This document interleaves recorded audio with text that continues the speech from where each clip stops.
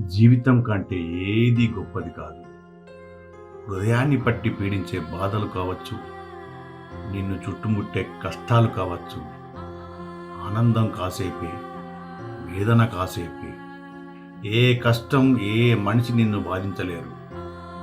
నిన్ను నీకు నువ్వుగా అనుమతించేంత వరకు.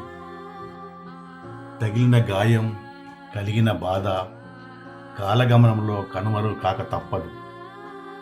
కొన్నింటిని జయించాలంటే కొన్నింటిని భరించాలి.